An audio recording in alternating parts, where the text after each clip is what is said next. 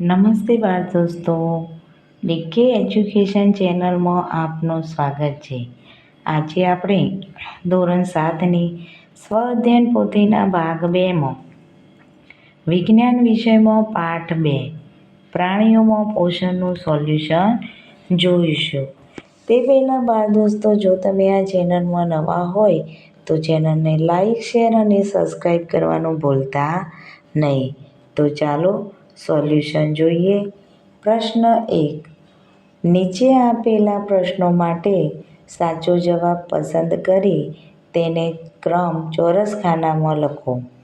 પહેલો, પાચિત ખોરાકની શોષણ સપાટીમાં વધારો કરતા પ્રવર્ધો માનવ શરીરના કયા અંગમાં આવેલા હોય છે? તો જવાબ છે સી. નાના આંતરડા. બીજો, નીચેનામાંથી કોણ ચરબીના પાચનમાં મહત્વનો ભાગ ભજવે છે? તો જવાબ છે બી. પિત્તરસ. ત્રીજો, ખોરાકના બધા જ ઘટકોનું સંપૂર્ણ પાચન કયા પાચન અંગમાં થાય છે? તો જવાબ છે સી. નાના આંતરડામાં. ચોથો, પાચન માર્ગ સાથે સંકળાયેલી ગ્રંથિઓ નીચેના પૈકી કઈ નથી? તો જવાબ છે બી. જઠર. ઘાસ ખાતા પ્રાણીઓમાં ખોરાક નાના ગોળકોના સ્વરૂપમાં મોંમાં પાછો આવે છે અને પ્રાણીઓ તેને ચાવે છે. આ પ્રક્રિયાને શું કહે છે? તો જવાબ છે એ. વાગોળવું. છઠ્ઠું, પ્રોટીનનું અંશતઃ પાચન કયા પાચક અંગમાં થાય છે? તો જવાબ છે એ. જઠર. પ્રશ્ન 2. ખાલી જગ્યા પૂરો. પહેલી ખાલી જગ્યા છે કે કોષોમાં ગ્લુકોઝ ઓક્સિજનની મદદથી તૂટી કાર્બન ડાયોક્સાઇડ, પાણી અને ખાલી જગ્યા છૂટી પડે છે? તો જવાબ આવશે સ્ટાર્ચ.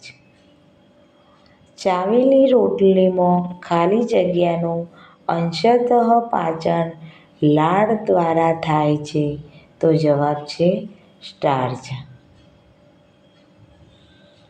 નાના આંતરડામાં ખાલી જગ્યા ખોરાક મોટા આંતરડામાં જાય છે અપચિત.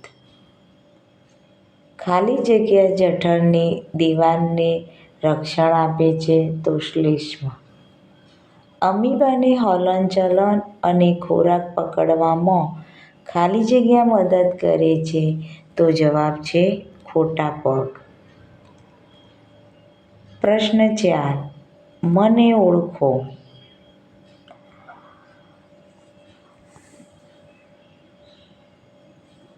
હું આશરે 1.5 મીટર જેટલો લાંબો પાચન અંગ છું? તો જવાબ છે મોટું આંતરડું. મારામાં સ્વાંગીકરણની પ્રક્રિયા થાય છે? તો જવાબ છે નાનું આંતરડું. હું અમીબામાં આવેલ ઓગળી જેવા પ્રવર્ધો છું? તો જવાબ છે ખોટા પગ. હું પાચન માર્ગનો સૌથી પહોળો ભાગ છું? તો જઠર. હું કાર્બોદિત, ચરબી અને પ્રોટીનનું પાચન કરું છું? નાનું આંતરડું. હું ઘોડા, સસલા જેવા પ્રાણીઓમાં અન્નનળી અને નાના આંતરડા વચ્ચે આવેલી કોથળી જેવી રચના છું? તો અંડઆંત્ર. હવે પ્રશ્ન 5. તફાવત આપો. મનુષ્યમાં પાચન અને ઘાસ ખાતા પ્રાણીઓમાં પાચન. તો પહેલું, મનુષ્યમાં પાચન. મનુષ્યમાં વાગોળવાની પ્રક્રિયા થતી નથી. ઘાસ ખાતા પ્રાણીઓ. ઘાસ ખાતા પ્રાણીઓમાં વાગોળવાની પ્રક્રિયા થાય છે.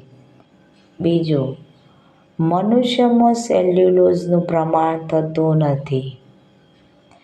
ઘાસ ખાતા પ્રાણીઓમાં સેલ્યુલોઝનું પાચન થાય છે. ત્રીજું, મનુષ્ય કાર્બોહાઈડ્રેટ, પ્રોટીન અને ચરબીમાંથી ઉર્જા પ્રાપ્ત કરે છે, જ્યારે ઘાસ ખાતા પ્રાણીઓ સેલ્યુલોઝમાંથી ઉર્જા પ્રાપ્ત કરે છે.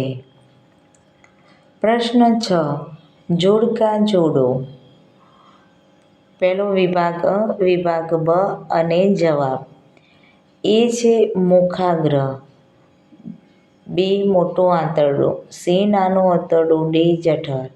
વિભાગ બમાં છે પ્રોટીનનું સંપૂર્ણ પાચન, શ્લેષ્મનો સ્રાવ, પાણી અને ક્ષારોનું શોષણ, સ્ટાર્ચનું પાચન અને મળનો ત્યાગ. તો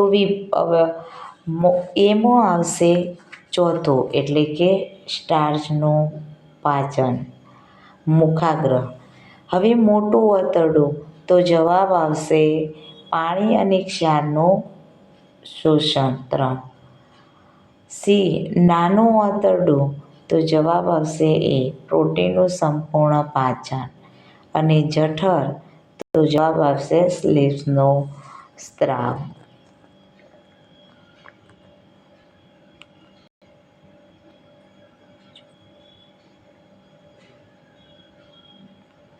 પ્રશ્ન 7.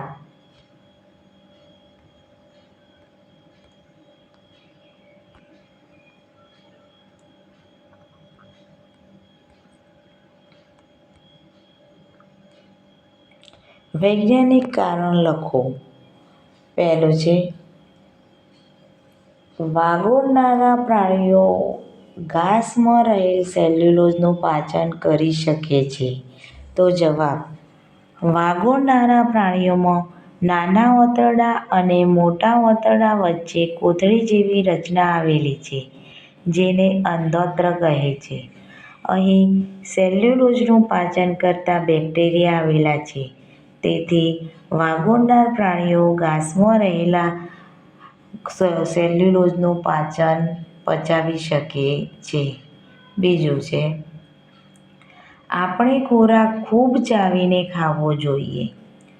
ખોરાક ખૂબ ચાવવાથી તેનો બારીક ભૂકો થાય છે અને તેમાં પૂરતા પ્રમાણમાં લાળ બળે છે. તેથી ખોરાક નરમ અને લીસો બને છે. લાળમાં રહેલો ટાઇલિન ઉત્સેચક ખોરાકમાંના સ્ટાર્ચનું સાકર એટલે કે શર્કરામાં રૂપાંતર કરે છે.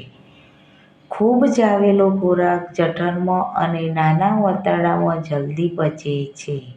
આમ આપણે ખોરાક ખૂબ ચાવીને ખાવો જોઈએ. જઠરની અંદર હાઇડ્રોક્લોરિક એસિડનો સ્રાવ થતો હોવા છતાં જઠરની અંદરની દિવાલને નુકસાન થતું નથી. તો જવાબ જઠરની અંદરની દિવાલ પર જાડું શ્લેષ્મ સ્તર હોય છે, જેમાં બાયકાર્બોનેટ ભળેલું હોય છે. આ શ્લેષ્મ એસિડ અને પાચક ઉત્સેચકોના દિવાલના સીધા સંપર્કમાં આવતા અટકાવે છે, જ્યારે બાયકાર્બોનેટ એસિડને તટસ્થ બનાવે છે. આ ઉપરાંત જઠરના કોષો ખૂબ જ ઝડપથી નવીકરણ પામે છે. મનુષ્ય સેલ્યુલોઝનું પાચન કરી શકતા નથી. મનુષ્યના શરીરના નાના આંતરડા અને મોટા આંતરડા વચ્ચે કોથળી જેવી રચના આવેલી નથી, જેને અંડોત્તર કહે છે. માટે સેલ્યુલોઝનું પાચન કરતા બેક્ટેરિયા પણ આવેલા હોતા નથી, જેથી મનુષ્ય સેલ્યુલોઝનું પાચન કરી શકતા નથી. હવે પ્રશ્ન 8. અમીબાની આકૃતિ દોરી નામ નિર્દેશ કરો. તો અહીં અમીબાની આકૃતિ અને નામ નિર્દેશ કરેલો છે.